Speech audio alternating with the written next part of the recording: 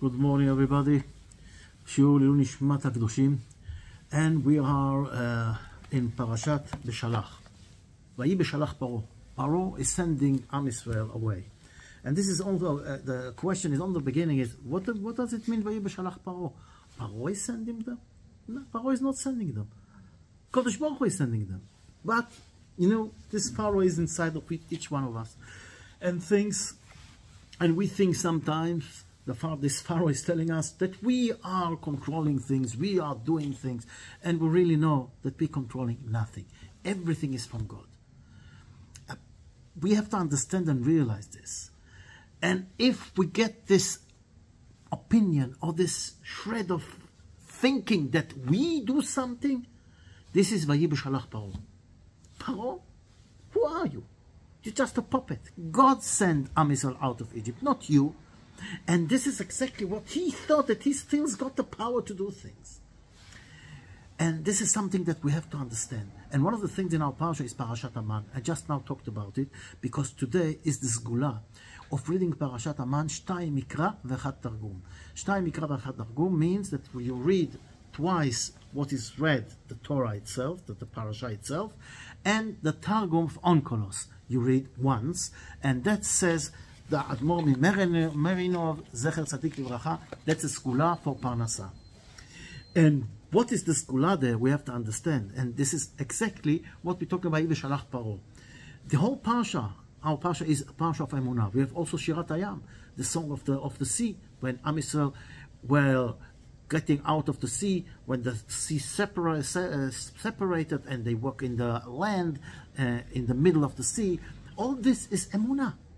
And Parashat Aman, they say, who says it? Rabbeinu Bachya wrote it hundreds years ago. וקבלה ביד חכמים כי כל האומר פרשת אמן בכל יום מובטח לו שלא יבוא לעולם לידי חסרון ושונאו. The man who says Parashat Aman every day is promised from him that nothing is going to have the parnosa and it's not going to have any, let's say, parnosa missing. It's going to get parnosa from God. And there are really people, I also say it every day, but that's exactly the point. The idea is not saying it and like you read it like if you don't understand the Hebrew reading and the Onkelos, of course, you have to understand the words, you have to translate it, you have to look at the translation, you have to understand it and put it in your mind that God is the one who provides. What's the idea of Parashat Aman? For example, it was happening every day. Why not once a month? Why not once a year? Give parnosa, give them the food that will keep for, it is a miracle coming from heaven. It would also keep the manna, could have kept for a month, for a year. Why every day? Because the idea is to understand that every day we're getting everything we need from God. Now, at the desert, it was a miracle. You saw it. You saw the manna come down. You saw the man. You ate, you took it. Today you don't see it. And that's exactly the point. Now what was happening is that it doesn't matter how much you took from the man. Let's say somebody took more than an omer, which is the, let's say, the portion that everybody had to get. And it took, let's say he had 4 people at home, it took for 7 people. When he came home, put the things, he saw that he had exactly the number of the people in his house. If it was 4, it was 4. If it was 5, 5. And even if he took 10 or 12, it was not there. From the other side also, if somebody didn't have time or couldn't, he was all sick, he couldn't take the right quantity and he took less. When he came home, put things out, he had exactly what he needed. So if he took for 2 people and there were 4 people at home, there were 4. A miracle to show us that whatever is decided by God to give us on Rosh Hashanah, Yom Kippur, this is exactly what we're going to get. Nothing is going to help us. That is exactly. You can think, you can work harder, you can do whatever you want. At the end of the day, what you deserve, what God promised, this is exactly what you're going to get. And this is the emunah, to believe and understand that the same thing is happening today. Now imagine to yourself, okay, so they get everyday man, and suddenly, one day, they get double on Friday. He says, what's happening here? Why do we get double? So he tells the double is for tomorrow, because tomorrow is not going to be. Wow. Another miracle, as we all know, we have to believe that whatever we do during the week, this is exactly what we need. And if somebody thinks that he's going to work on Shabbos, he's going to get more, big mistake. Whatever you need to get for Shabbos, you're going to get through the 6th day you're working. The parnos is going to come also for Shabbos. This is why on Friday they had 2 portions. When they came home, like, let's say 5 people, suddenly we have 10 portions. What's happening here? So Moshe Rabbeinu explained, God is giving you today for tomorrow. Tomorrow you don't go out. Now look what's happening. So they are used to have it every day. And now on Shabbos, it doesn't come down. Yes, yesterday they got twice. But you know as it is, like they used to go, and suddenly see it's not coming down. They can start thinking, oh, okay, that's the finale. We got on Friday double, but that's it. It's not going to get. It's not going to come anymore. What's going to be on Sunday? Oy vavoy. Again, this is emunah, to understand that on Sunday it's going to come.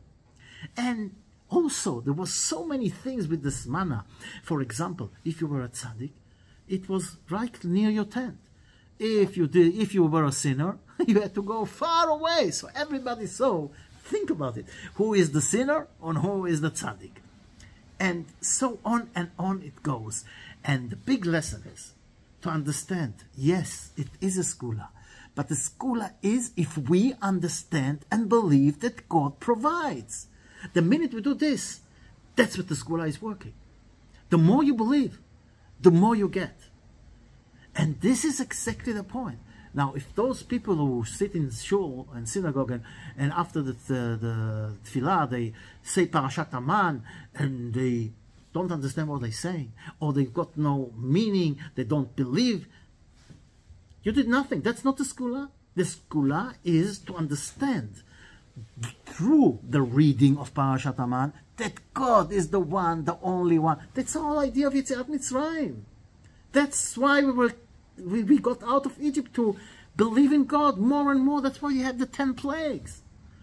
And don't think for a minute, Vahi Beschalch Paro, that we have anything to do with getting the food from heaven or getting the parnasa. It's all from God. We only do the ishtadlut.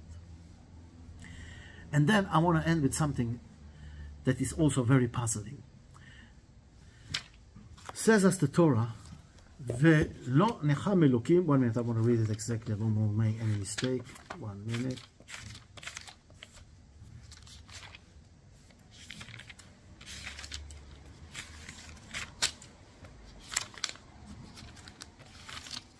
Here, ויהי בשלח פרעה, when Pharaoh sent the people, ולא נחם אלוקים דרך הפלישתים כי קרוב. And God is taking Am Yisrael in a long way, not to the land of Palestine, or Palestine, whatever. Why? Ki karovu. Because they are close. What does it mean, karovu? It brings us to the last parsha when we're reading about the Korban Pesach. And there it's reading that if you haven't got enough people to eat the Korban Pesach, as you go to the neighbor who is close to your house, Shcheno HaKarov. So, what does it mean, the neighbor is close to your house? Of course he's close to your house. What do you mean? A neighbor is not on the other side of town. The neighbor is a neighbor, close to you. But that's exactly the point. The idea is not physically, not the neighbor that is close to you distance-wise, but close to you in a spiritual way, close to the Jewish, karov el beito, to the Jewish home. That's the karov we're talking about. That's the God who is near you. And here, it's the opposite way. The Palestine, the Plishtim, they were evil, they were corrupt, they were idol worshippers. And if you get closer to them, you will have the influence, the bad influence of them. And you just now got out of the influence of the idol worshipper of the Egyptian, and now you're going to get again into it. So you're going to be influenced, unfortunately, as we see during the desert, there were still people that were worshipping idols. And we also see Chamushim Yatzud, says the parasha. Chamushim, says Rashi, 1 of 5. So in other words, only 20% got out of Egypt. 80% stayed in Egypt because they didn't believe in God enough. They didn't get out. They believed in the idol still. So we see that the influence of society of the people that are around you is critical. And this is why God is saying, no, I'm not going to take you because this is close. This closeness is a disaster. So he takes them in the long way. And if you want to understand, my brother, Professor Yair Hamburger, he wrote a book, I think it was called The Good, the Bad, and the Ugly in the Internet. And in his book, he brings in a very interesting experiment that they did, where they put in a room 7 people, and they showed them on a board 3 stripes, and on the other side another stripe, and then they had to find which one of the stripes on the left side is suitable to the one on the right side from those 3. The interesting thing is that it was very clear which one of the stripes on the left side is exactly as the one on the right side. But what they did in this experiment, only one, he was the one that was tested. And all the others, they were a part of the experiment. And so what happened is, all the others, 6 people, showed the wrong stripe, which was quite clear that it is the wrong stripe. What do you think did the 7th guy that was tested, that was let's say, he was the one that they were doing the experiment on? What do you think he said? He said exactly what all the other 6 said, though it was very clear that it's wrong. That's the influence of society. That's the influence of bad environment, of whatever it is environment. They did the same test, and this time with 7 people, normal. And everybody of the 7 people showed the right stripe. To make it clear that the decision of this guy that was tested was only because of the influence of the people around him. And this is unfortunately something that we see every day, every time, the influence of the place we are. We have it today, we suffer from it today, we see the Jewish tradition is being stabbed. And I don't want to go into it. We all know what happened and what is happening now, Baruch Hashem, that is a lot of people that are starting to increase the belief, the emunah. They see miracles in this disaster we are.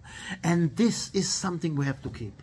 And put it in our mind. Vayhi Beschalch Paro. Don't let Pharaoh give you the idea that we are doing anything. It's all from God.